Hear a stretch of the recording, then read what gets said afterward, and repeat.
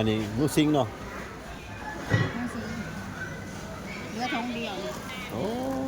จักโตเด้นี่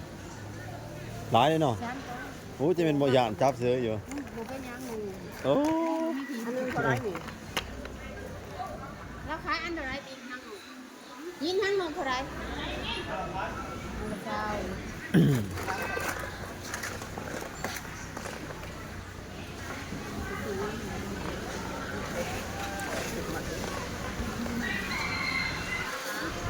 30ไปบ่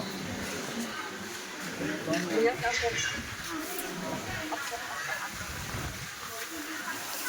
ม ซื้อโคกเนี่ยทำใบซื้อโคก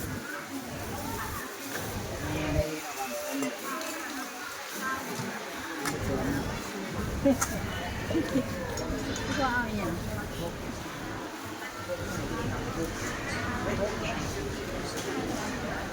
เอาแม่นแม่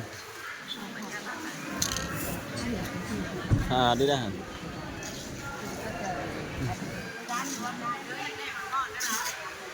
ถอดมาใหม่ๆแล้วก็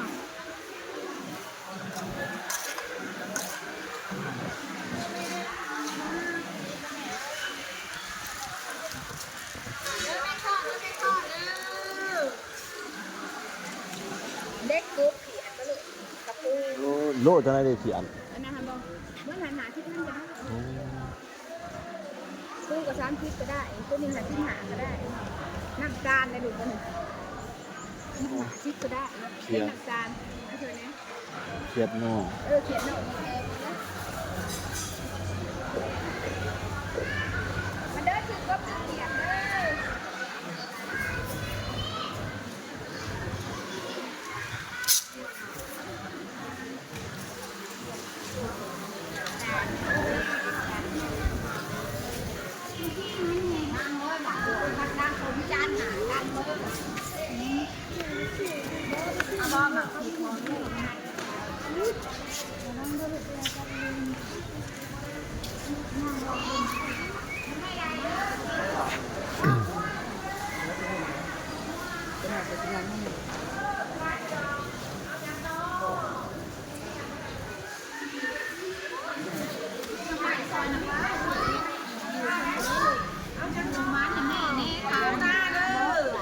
เจ๊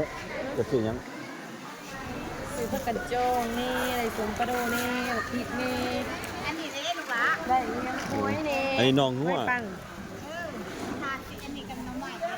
น้องงัวเท่าไรเด้ 4,500 โอ้น้องงัว400,000หา อันนี้แม่ก็มีจัดแดง อันนี้แม่นเฮ็ดบดเนาะ เลยเด็กกดซอย ซื้อไปแกงบ่ เ